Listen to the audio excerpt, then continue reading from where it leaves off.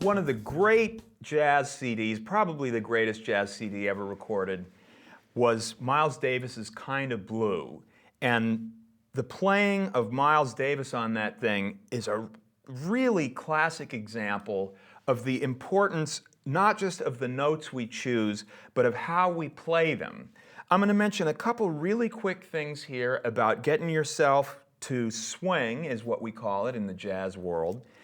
The first of which is that, especially at a tempo like the one we're using on our play-along track here, jazz is a real triplet-based feel, which means that if you're counting 1, 2, 1, 2, 3, 4,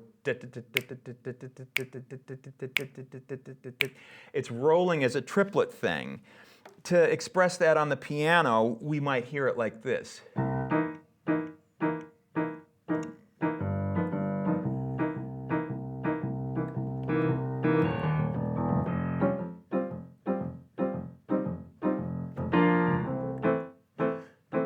1, 2, 3, 1, 2, 3, 1, 2, 3, 1, 2, 3, 1, 2, 3, 1, 2, 3.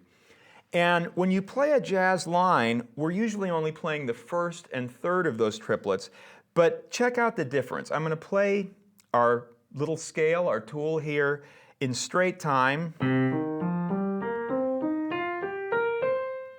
And now I'm going to play it swinging.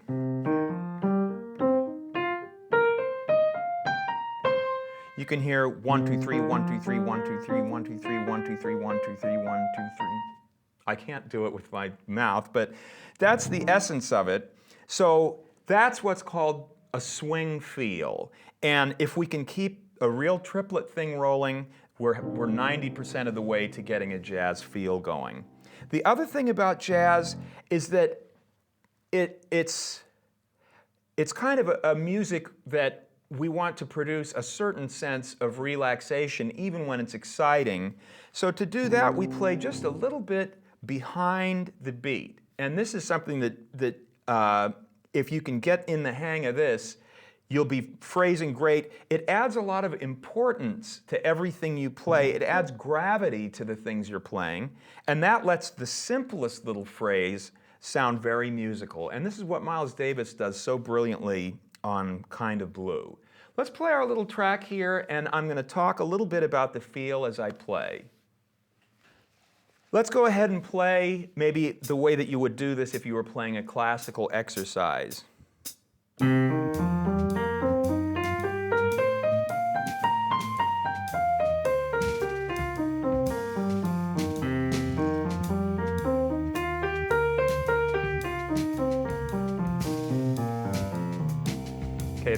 That's not swing feel, that's straight up, and I'm also striving for real consistent, the level, the force with which I'm playing. Now let's play it as a triplet feel.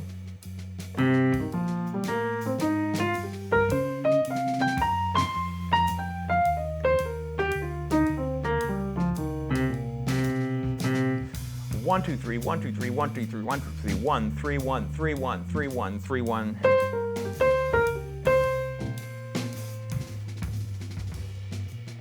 Let's now continue on, and let's try to put it a little bit behind the beat so that we're later than the band.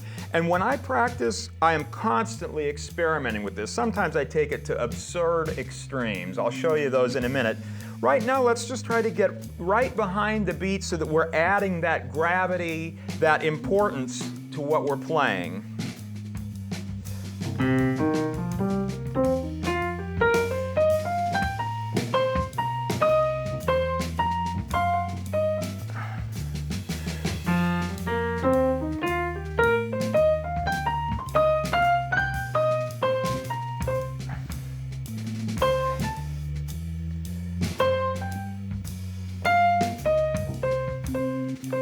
Now I'm going to play some really simple figures, but I'm going to lay them in against the time, sitting on the back, playing a little bit late so that we get that extra gravitas that makes even the most simple phrase sound important, sound musical.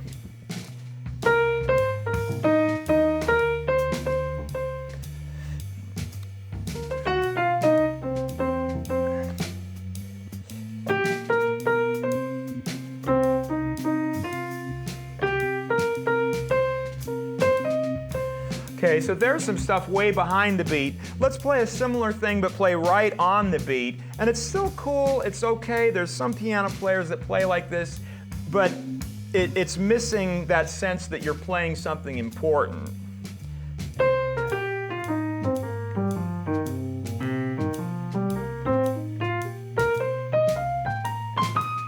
There's right on the beat, here's behind.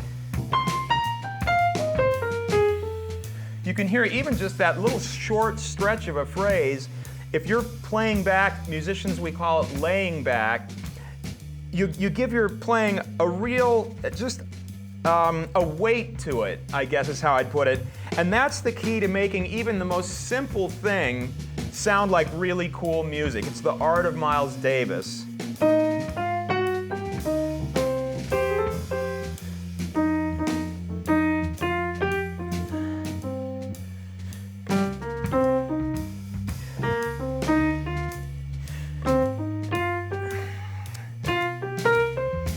If you want to practice this stuff with our simple tool, and again, almost all the playing I'm doing here is these 5 notes. If you want to practice this, I recommend playing a repetitive phrase and keep trying to lay it back against the beat.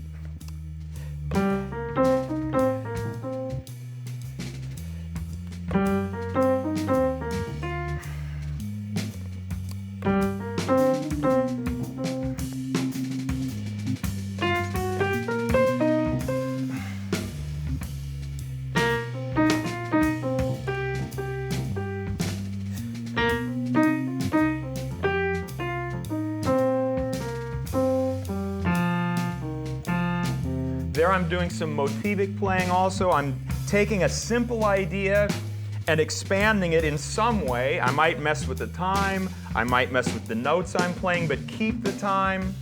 All of this is great ways to get your feet wet playing jazz. And if you download this track and play along with it, I think you'll really be amazed at how musical an experience it can be to start playing jazz this way.